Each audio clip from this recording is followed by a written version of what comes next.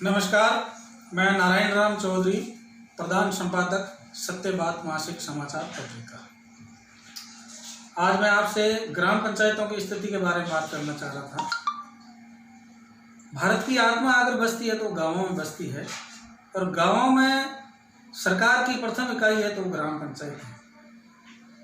और ग्राम पंचायतों में अगर सही ढंग से अधिकार नहीं दे, उनके सही समय पर चुनाव ना हो, उनको फंड ट्रांसफर नहीं हो, तो वो ग्राम पंचायतें एक काम करने में एक असक्षम इकाई हो जाती है। अभी मेरी कई सरपंचों से बात हुई कि उन्होंने मेरे व्हाट्सएप पे मैसेज भी किया कि अभी तक हमारे 19-20 की एसएफसी की किस्त ग्राम पंचायत के खाते में हस्तांतरण नहीं हुई है। जब खजाना खाली होगा ग्राम पंचायतों का, और ग्राम पंचायत के अंदर देश की सबसे बड़ी आबादी बसती है, इतनी भयंकर महामारी अभी पूरे भारत में और हमारे राजस्थान में चल रही है, तो एक सरकार की संवेदनहीनता है कि उनको समय पर ग्राम पंचायतों को फंड ट्रांसफर नहीं करना। आदेश जारी हो गए ऐसे मैंने पढ़ा था,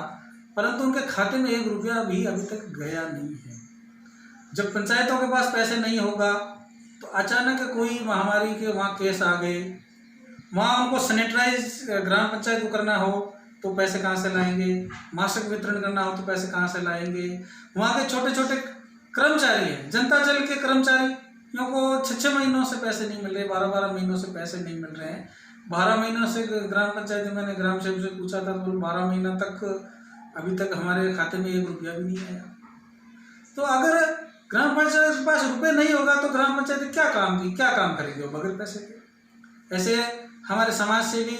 और कई युवा संगठन काम कर रहे हैं, लेकिन सरकार की सबसे बड़ी ये जिम्मेदारी बनती है कि हमारे निचली इकाई सबसे ग्राम पंचायत को मजबूत करें, उनके वहाँ फंड ट्रांसफर करें, उनको निर्देश जारी करें, उनको सही गाइडलाइन जारी करें कि आप समय पर सैनिटाइज करें, समय पर आप मास्क वितरण करें, समय पर आप जनता जल के कर्मचारियों को भुगतान करें, आंगनबाड़ी कार्यकर्ताओं का ध्यान रखें। और ये सारा कार्य सरकार पर निर्भर है कि पंचायतें कैसे काम करें, लेकिन सरकार की ये संवेदनहीनता है कि समय पर फंड ट्रांसफर नहीं करना, जिसकी वजह से गांवों में काम नहीं हो रहा है। आज अगर इस कोरोना महामारी से बचाना है तो गांव के ऊपर हमें पहले ध्यान देना चाहिए, क्योंकि हमारी सबसे ज़्यादा जनसंख्या गांव में बसती है, और उसके ऊपर हमने ध्यान नहीं दिया तो ये महामारी भयावह रूप ले सकती है। इसलिए मेरा सरकार से निवेदन है कि तुरंत प्रभाव से ग्राम पंचायतों को फंड ट्रांसफर करें, फंड ट्रांसफर करके उनकी गाइडलाइन जारी कर और उनको खर्च करने की तुरंत निर्देश जारी करें कि अगर कोई गरीब भूखा सो रहा है तो उनको अनाज दें, अगर किसी के पास दवाई के लिए अभाव है तो उनको दवाइयाँ मुहैया कराई जाए, और जनता जल के कर्मचारी जो उनकी परिवार की स्थिति क्या होगी उनको तुरंत भुगतान हो। इस तरह से मूलभूत गांव की जुड़ी हुई सुविधाओं के ऊपर सरकार को ध्यान देना चाहिए, ग्राम पंचायतों को फंड ट्रांसफर करना चाहिए, और अनाज कोई भूखा ना सो, ऐसे वेयर हाउसिंग कॉर्पोरेशन हमारे गेहूं में से भंडार भरे पड़े हैं, वो गेहूं का एक स्वीकृति लेकर के आप जीएसएस के माध्यम से, अपने उचित मूल्य की दुकानों के माध्यम से, पंचायत के माध्यम से इनको एक पाबंद करें कि एक आदमी, एक परिवार को चिन्हित करके कौन आदमी, कोई भूखा तो नहीं सो रहा है, कोई मजदूर भूखा तो नहीं सो रहा है, कोई गरीब भूखा तो नहीं सो रहा है, उनको गेहूं तुरंत प्रभाव से निःशुल्क वितरित किए जाए। ऐसा मेरा सरकार से निवेदन है। और जहाँ तक मेरे सत्यवाद के ग्रुप बने हुए, ग्रुपों में राजस्थान के